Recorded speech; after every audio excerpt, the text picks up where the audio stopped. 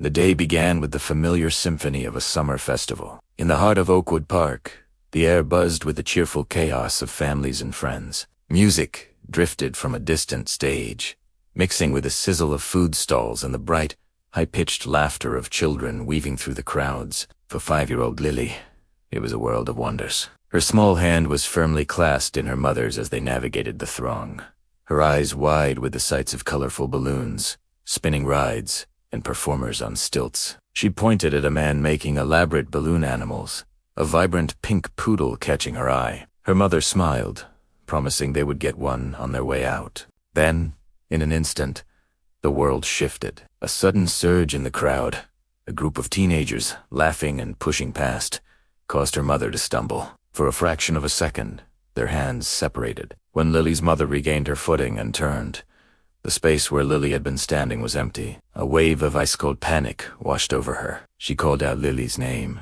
her voice tight with fear, but it was swallowed by the festival's relentless noise. It only takes one moment for a perfect day to fracture, for the vibrant colors to blur into a terrifying gray. It only takes one moment for a child to be swallowed by a crowd, her familiar world vanishing behind a wall of anonymous legs and hurried footsteps. Lily stood frozen, the pink balloon animal, forgotten. The world, just seconds before a kaleidoscope of joy, had become a frightening maze. Her mother's hand was gone. The familiar scent of her perfume was replaced by the overwhelming smell of popcorn and strangers. She turned in a slow circle, her small head barely reaching the waists of the adults who flowed around her like a river, oblivious to the tiny, terrified island in their midst. The laughter that had been so delightful now sounded jarring, alien.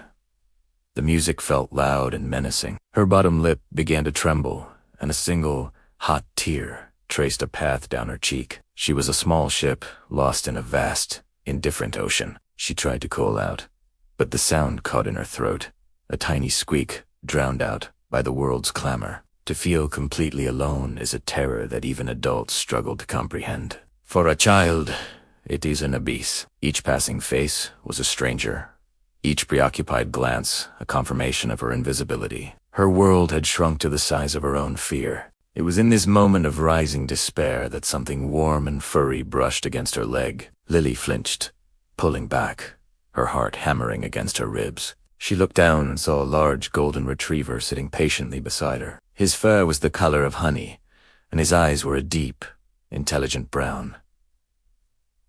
He wasn't one of the sleek, purebred dogs from the pet show area. His coat was a little scruffy, and a small bear was caught near one of his floppy ears. He wore no collar, no sign of an owner. He just sat, his presence a silent, calming anchor in the swirling chaos.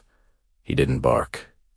He didn't jump. He simply watched her with an unnerving stillness, as if he understood everything. As Lily's sobs grew, he let out a soft whine, a sound of pure empathy. But someone noticed. In a world that had forgotten her, this stray dog saw her. He saw her fear, her loneliness, and he chose to stay. The dog, who the town would later come to know as Buster, seemed to understand his new role with an instinct that defied explanation. He was not just a companion, he was a guardian. When a group of hurried festival-goers nearly bumped into Lily, Buster shifted his body, placing himself squarely between the child and the stream of people. He didn't growl or show aggression, but his solid, unmoving presence created a small, protected space around her. He was a furry, four-legged wall against the world. Lily, sensing this unspoken protection, slowly stopped crying. Her ragged breaths quieted. Tentatively, she reached out a small, trembling hand and placed it on his broad head. His fur was soft and warm. He nudged her hand gently with his nose, a silent encouragement. With a renewed sob, this time of relief, she wrapped her arms around his thick neck and buried her face in his fur. He stayed. He absorbed her tears and her fear, offering nothing but his unwavering, silent support.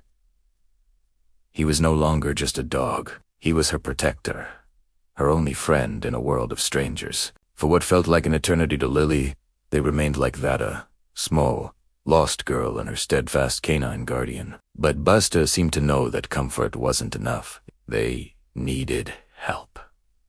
He gently pulled away from her embrace, his intelligent eyes meeting hers. He gave her a soft lick on the cheek, a gesture that seemed to say, "Wait here, I'll be back."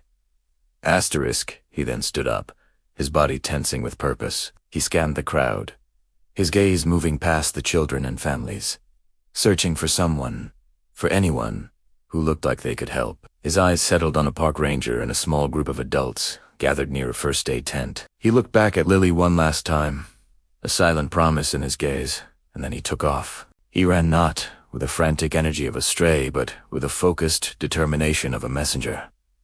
He didn't bark wildly. His barks were sharp, measured, and impossible to ignore. He ran towards the ranger, barking to get his attention, then immediately turned and ran a few feet back towards where Lily was hidden, looking back to ensure they were following. It was a clear, unmistakable clear. The ranger, Mark Dawson, initially thought it was just a stray causing trouble, but the dog's strange, intelligent behavior gave him pause. The dog wasn't being aggressive. He was communicating. "What is it, boy?" Mark asked, taking a step forward. The dog barked again, more urgently this time, and tugged at the hem of a woman's pants before running back towards the secluded spot behind the hot dog stand. He did this not for praise, not for a treat or a pat on the head. He did this for help. He was a silent hero performing a selfless act, driven by an instinct to protect the small, vulnerable human he had adopted as his own. Intrigued and a little concerned, the ranger and a few others followed the insistent dog. The crowd parted slightly as Buster led them with an unwavering focus, his barks now a guide rather than an alarm. He led them away from the main thoroughfare, behind a large inflatable slide, to a small, quiet alcove, where Lily sat huddled, her face tear-streaked and pale. The moment they saw her, a collective gasp went through the small group. Just then, a frantic voice cut through the air. "Lily! Oh my God! Lily!" It was her mother, her face a mask of anguish and relief. She had been searching desperately, her hope dwindling with every passing second. She sprinted the final few feet and collapsed to her knees, sweeping her daughter into a bone-crushing hug. "I was so scared," she sobbed, burying her face in Lily's hair. "I thought I'd lost you." Lily clung to her mother, safe at last, the terror of the last hour melting away in her mother's arms. As the emotional reunion unfolded, the small crowd of onlookers turned their attention to the dog. He sat a few feet away, watching the mother and child, his tail giving a slow, gentle thump against the grass. He made no move to seek attention or reward. He had completed his mission. The ranger, Mark, knelt down beside him, his voice thick with emotion. "You did this," he said softly, scratching the dog behind the ears. "You saved her." The other adults who had followed murmured in agreement, their faces filled with awe and gratitude. One woman offered him a piece of her sandwich, which he gently accepted. People knelt to him, stroking his golden fur, their touches conveying a silent, profound gratitude that words could not express. Sometimes, in the midst of chaos and fear, a hero emerges from the most unexpected of places. This scruffy, nameless stray had shown more compassion and intelligence than anyone could have imagined. He had become the hero of the day, a guardian angel with 4 paws. As Lily's family was being attended to by paramedics, their reunion complete and secure, the dog quietly stood up. He shook his coat, looked one last time at the little girl he had protected, and then turned. With no fanfare, no backward glance for the praise he so richly deserved, he trotted away, disappearing back into the anonymity of the crowd. He had appeared when he was needed most and vanished when his work was done, a silent guardian returning to the shadows.